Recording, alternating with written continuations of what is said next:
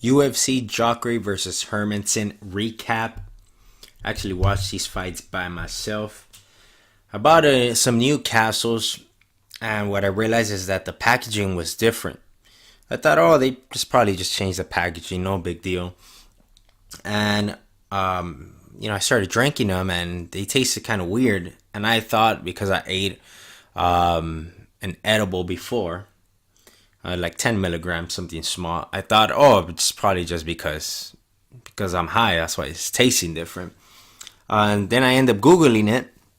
Then it actually says that their brewing is now done by Lagunitas, which if you guys try Lagunitas, it does have like a bitter taste at the end. So they completely fucked up the Newcastle beer now. That was like my favorite beer that I always get. I like brown ales, so I'm going to have to switch to another brown ale. Probably get up off of that brown. That one's pretty good. I guess I'm going to have to switch because Newcastle now it's not good. It tastes like shit. That was my favorite brown ale before. So now no more Newcastles for me. I guess I'm going to have to switch and probably just switch to red ales as well. I like red ales, like Red Trolley. But anyways, yeah, that's Newcastle fucked up there. Hopefully, a lot of people complain about it and then they go back to switching it to wherever else they were brewing their beer. But on to the UFC card. I started watching them when Arlovsky fought Sakai. It was an okay fight. Heavyweights. Sakai ended up winning by decision. Then you had Ben Saunders versus Takashi Sato. Takashi's debut. This ended in the second round. This was a great fight. They're going back and forth. Ben Saunders kind of hurt Sato. And Sato ended up catching him in the second round with a left hand. Kind of like he kind of had like a karate style.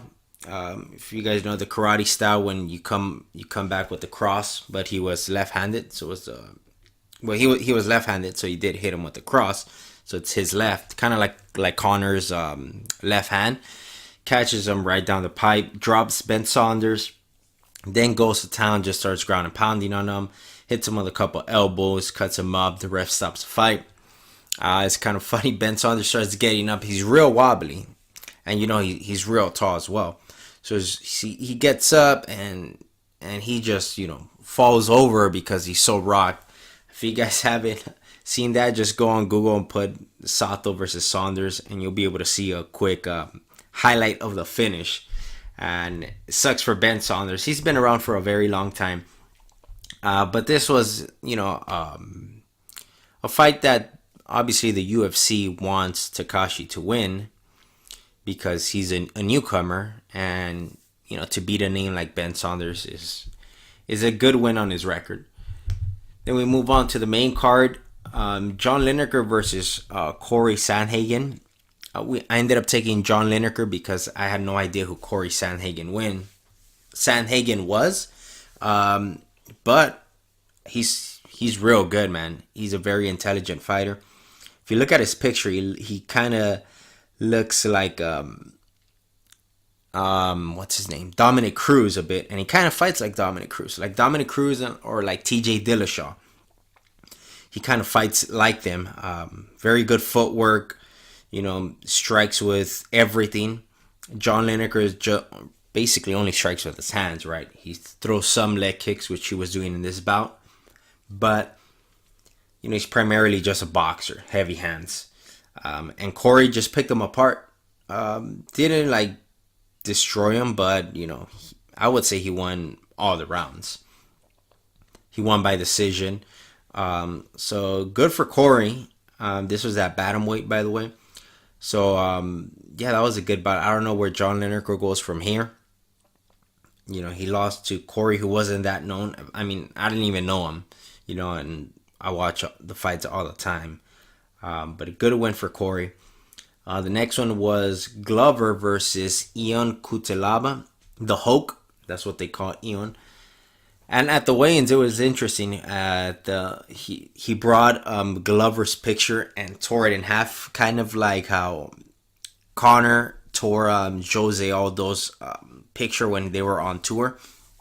He did that to Glover, and once they stepped off the scales, he tried to shake Glover's hand, and Glover didn't because of that. And it was a good bout. I know a guy. I don't know why the hell he did this. He put $500 on Ion, on the Hulk, to beat Glover, and I told him, "Damn, bro, that's a tough fight." I'm like, "That's a flip a coin there to see who wins. That's a very tough fight." But I predicted that Glover was gonna win because he has the experience. He has more ways to win. He could knock you out, he could beat you by decision, and he could submit you. But Ion was doing real well in the first round. He's a very explosive guy, very athletic, very muscular. So that body type, usually you kind of start gassing out right away, right? He did good in the first round. Second round, Glover took advantage, used his experience, ended up submitting him. And yeah, I mean, that guy that I know ended up losing $500. And I told him, I was like, "Bro, that's a very dangerous fight. You should have put 500 on it." But I wanted Ion to win because Glover's been there. He's fought, the top contenders, and we know he's not going to be champion. But it was still a great fight. Ended in the second round. The next one was a welterweight fight with Mike Perry and Alex Oliveira. I had Alex actually to win. I thought he had more tools to win. But Mike Perry ended up going to another decision. And Mike Perry's known, to knock people out real fast, like first, second round. But now that we see him winning decisions, that's not a bad thing because he's getting smarter. Which fight did he win? Since the Paul Felder fight, he's been fighting smarter. It's not as exciting, but he's winning. And that's what you need, right? In the UFC, you need exciting fights, but you also got to win. If you're exciting, but if you're a 50-50 fighter, then you're never going to be a champion. It seems that Mike Perry is changing his fighting style to potentially get a title shot. He called out Darren Till after. I don't know if that fight's going to happen. Darren Till's been going through some shit. But Mike Perry looked good. They were going at it. It was a war. I did think Alex Oliveira was going to win, but Mike Perry ended up winning that decision. In the co-main event, Greg Hardy versus Smoliakov. That was an interesting fight. We know Greg Hardy is just a big athletic guy that hits hard, and is really boxing. That's the only thing he has. And the other guy, I have no idea. Even Dana White said, I don't know. I have no idea who he fought overseas because he was on a 9-fight win streak, I think. But he looked terrible. He did absolutely nothing. They trained before actually, and Greg Hardy just put him out in the first round. Just knocked him out, dropped him, and then just started ground and pounding on him, and they stopped the fight. So that's Greg Hardy's first win. I don't know where he goes from here. I don't know who he could possibly fight after this. But it's at heavyweight. So he has, at heavyweight, he's lucky he's at heavyweight. Because if this was any other weight class, he wouldn't be in the UFC. He wouldn't have got a win. Because everyone else in any other weight class, they're too fast. They're too well-rounded. And at heavyweight, I mean, if you hit hard, you have a shot.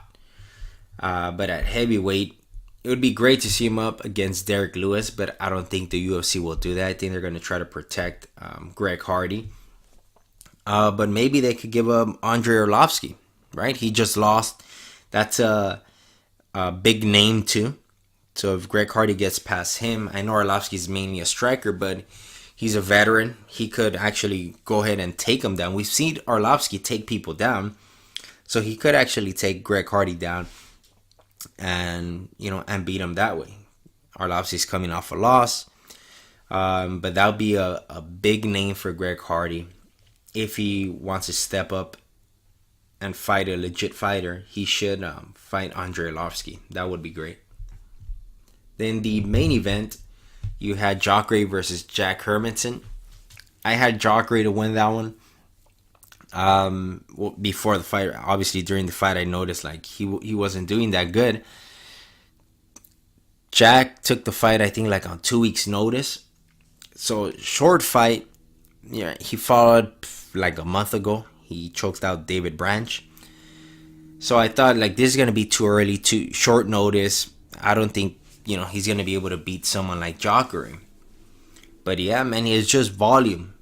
He just kept the pressure up, volume, mixed everything together. He did real well. I was impressed. Where does Jacare go from here? Damn, I don't know. He's not gonna get a title shot. And I remember he said, if I don't get a title shot, I'm gonna retire, which I think he should do. I mean, there's nothing left for him to do. What are you gonna do? Stick around for what? I don't think he's in it for the money. He doesn't seem like he's a guy that's in it for the money. And he's not like a Derek Lewis or a Mike Perry. Well, Mike Perry's different now, but like Derek Lewis that just goes in there and just tries to knock you out, and that's all he cares about, Derek Lewis, right? So we see that he does it more like, hey, to get a paycheck, right? Jacare, I don't think he's like that. So I think he's probably gonna end up retiring after this. There's no one else for him to fight at middleweight. Maybe go up to light heavyweight. Try your luck there. But that's the only thing that I see for Jacare. As for Hermansson, he beat a top guy. Jacare was ranked. Let me see where he was ranked at. Jacare is ranked at number 4. So he's gonna jump over Jacare, hopefully, right? Luke Rockhold's ranked at number 3. Well, he's gone. He's at light heavyweight now. So the guy in front of him is going to be Yoel Romero, which that would be a great fight. Hermansson versus Romero. Gastelum just lost. He was ranked number 5. Weidman, I don't even know if Weidman's fighting. I think he's recovering from surgery. But you got Weidman, Paulo Costa. I mean, Hermansson could fight Paulo Costa or Romero. Either one of them, he could fight. Unless they book Romero versus Paulo Costa.